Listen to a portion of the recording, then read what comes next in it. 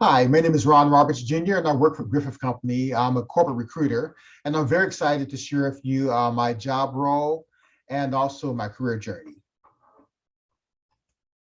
So I am a corporate recruiter, as I mentioned. I'm currently working for Griffith Company, but I've worked in this position for several other companies. I'm also a former college career advisor. I spent a number of years working for the University of Southern California.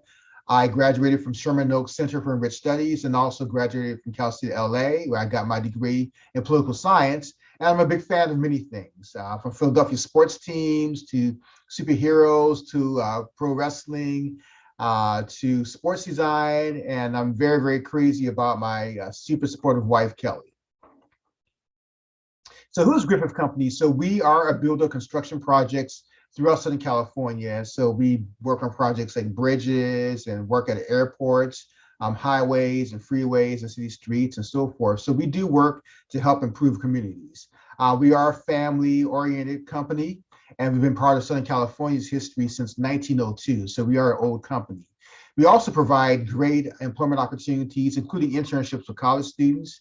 And we also are a proud member of different organizations. So careers in construction is just so much more than ditch digging. When people think about construction, they think about someone who has a shovel or working in heavy machinery outside, and that's part of it.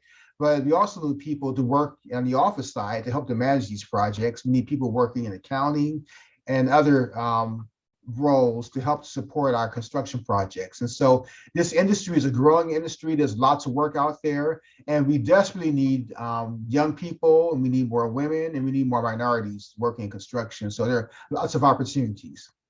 And they're great jobs for those who have college degrees, but also for those who are just coming straight out of high school.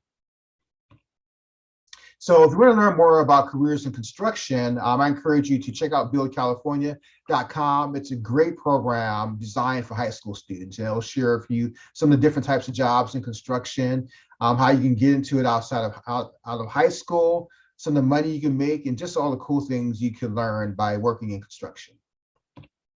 All right, so a couple of challenges for you. The first one is be a star at who you are.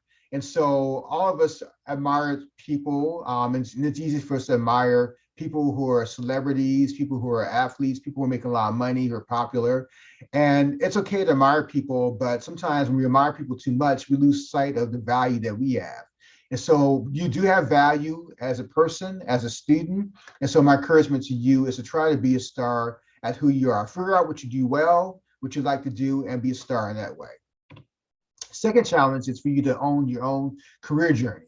And so you don't want someone to pick your career out for you, your parents or your teachers or your mentors. You want to pick out your own career, but you want to get guidance from the people that love you and care about you, like your parents and your teachers and other family members. So number one, figure out what you want, okay? Because it's going to be your career. So figure out your own college, your own career path.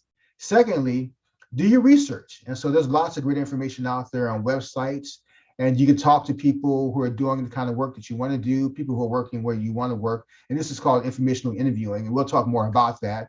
And then finally, build your own support team. And so whether it's advisors at your high school or teachers or mentors or peers, fellow students, find people who can gather around you and support you as you move towards your career. So just a quick snapshot of my job role. So I'm a corporate recruiter, as I mentioned, and this job falls within the human resources field. So I'm a human resources professional. So I help, number one, I help my company find great people to work for. So whether it's people who have experience in construction or people or college students who are looking to get into construction, my job is to go out there and find great people who could work for our company, help to make our company better. Secondly, I also help to create and manage programs to make our employees' work experience better. So sometimes work can be pretty tough, and so I try to come up with programs to help our employees to be more successful in their jobs and to enjoy working for our company a little bit more. Third, I oversee our company's community service projects. So our company does a lot of community service work, and so I oversee a committee that comes up with ideas and opportunities for our employees to do community service projects. And finally, I help to promote my company to our employees and to potential employees too. And so I do things to try to remind our employees what a great company we are. So I put together programs. I created an event called Griffith Appreciation Week, where we every December, where we get a better understanding of our company's history and the great things we've done, but also it's a way for us to show love and recognition to the people that we work with. And so in addition to that, I also promote our company to students and other people that may potentially want to work for us. And so I'll have conversations, I'll do presentations, I'll put things on social media just to let people know what a great company the Griffith Company is. And so my education to get as a corporate recruiter, you do need a college degree, typically. Some of the skills and traits that are required, interpersonal skills, and so this ability to connect well with people, strong communication skills, you have to be organized. You also have to be persuasive to encourage people to want to work for your company, and you got to be passionate about it. Typical salary range, you could be anything from $45,000 a year up to $75,000. Some recruiters make more money, but this is a general range. And the benefits, you get a chance to interact with lots of people. You get satisfaction out of finding great people to work for your company, and it can be a lot of fun. So a snapshot of my career journey. So when I was young, I wanted to be a cartoonist, but the folks who cared a lot about me, who I respected, they thought that wasn't the best career track, but they thought that I had the ingredients to be a great attorney. And so my plan was to go to law school. And so in high school, I was planning to go to college, and eventually I was going to go to law school. So I studied political science in college. And a couple months before I graduated, I realized that going to law school really wasn't my priority. I'd taken some other classes, found some other things that I really liked. And so I decided to not go to law school. So I started working until I figured out what I wanted to do. And I got caught up in work. And so I got steered off my track, but eventually I fell into a job that I really like, and that was career advising. And so it was a lot of fun, and I realized that I loved advising students on resumes and interviewing and things of that nature. So it really worked out. But then after that, I had to take on some other jobs, and it was a very tough time in my career. There were a lot of bumps in the road, lots of uncertainty, and just some jobs that weren't a whole lot of fun. But then eventually I came to the Griffith Company, and I found a company where I felt at home, and I was able to do work that was that brought me a lot of meaning, work that really impacted people, and work that was fun again. So work became a lot of fun. So if I had to do my career all over again, number one, I would be more active and participating in my career choice. So although I respected the folks who put me on the law school path, I would have probably thought a little bit more about it, and maybe I could have, gotten into some other artistic fields, maybe not cartooning, but maybe graphic design or advertising. But I would have thought about it a little bit more for myself. I would have explored more career options. I definitely would have used my college career center when I was in college, and I would have had a better career plan, and I would have stuck to it. So things worked out okay for me, but it's just not the way that I advise you to go about finding your career. You don't want to fall into it. You want to be intentional about the career that you get into.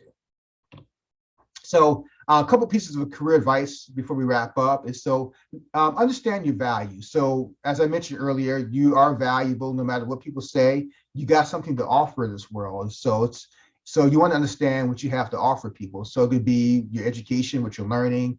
It could be your abilities and skills. So what you're good at doing, whether it comes naturally to you or through some kind of training or classes. It could be what you know. So some of you know things that other people don't know.